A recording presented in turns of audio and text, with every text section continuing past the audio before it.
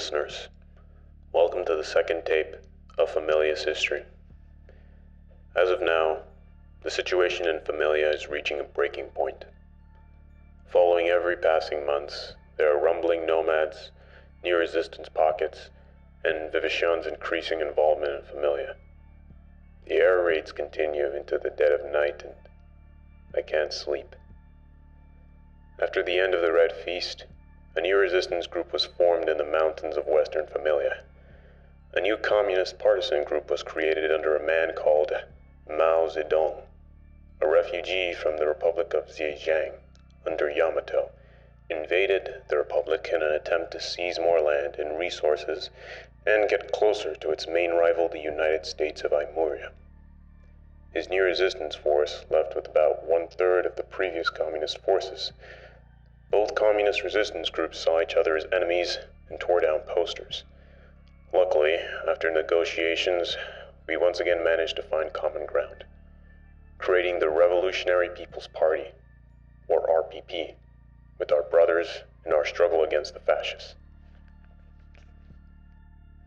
Meanwhile, reports from communist allies and speeches made by Ion Werner seem to have finally confirmed that the tide of the war is shifting. The unitary state of Dimpolypus, an authoritarian nation that aligned with the Axis forces after the capitulation of Familia, was dealt a crushing defeat by the United States of Aimuria last week, encircling entire divisions of men after launching numerous small but groundbreaking offensives that led to breakthroughs in the Tamaulipaisian line, only being halted by the overextension of the USA supply lines. Several weeks later, it was defeated by the Allied forces, resulting in an Aimurian occupation. Additionally, in the Republic of Zhejiang, with the ceasefire between Zhejiang Republic and the Communist Party of Zhejiang, the communists prepared for years to launch an uprising against the Yamato occupation forces. Their main objective was to disturb supply lines and force Yamato to divert more resources into the management of their lands. Sadly, however, Zhejiang blew up major railroads and bridges leading to the heartland of Zhejiang. Due to the rapid advancing Yamato armies, Zhejiang destroyed several dams and other water-related infrastructure, causing several massive waves. The Yamato army could no longer advance due to supply issues, and because there was just too much water to cross, overall the Axis attempt at a quick invasion of the other continents have fallen flat on their face. It's been 3 years now, and the Axis are finally showing themselves not invincible.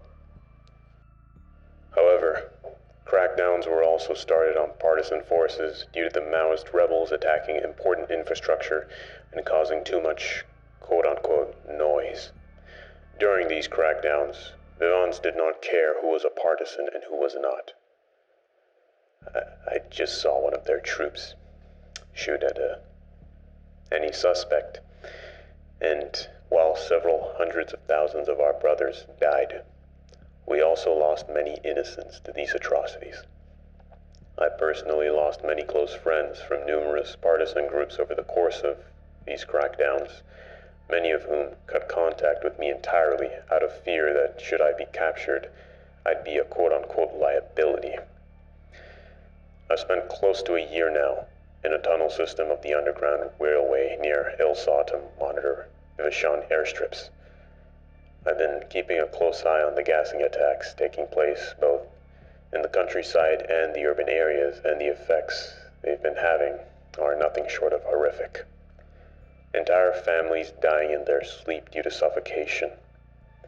Farm sites being burned to the ground. I've seen the thin veil of humanity that people tend to put up, especially soldiers at time of war. But not here. Sometimes it feels like Vivishon's soldiers think they're fighting some kind of holy war against Familia, against the poor farmer they rob from, against the helpless cities they gas, against the families they slaughter. I hope this is not true, but from what I'm able to see, I can only assume it is the case. I refuse to believe humans could otherwise so easily murder innocents. Next time, however, I plan to better document these cases of mass murder so that hopefully those who commit them can be found and held accountable when this damn war is finally over.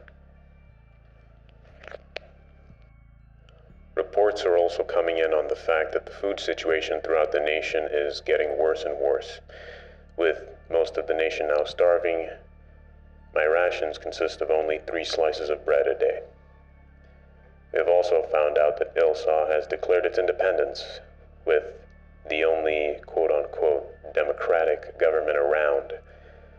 On the final note, Papin was declared a traitor and thrown out of his position, being replaced with Friedhelm I, who together with his Vivishan allies have shot on food-related protesters in the capital.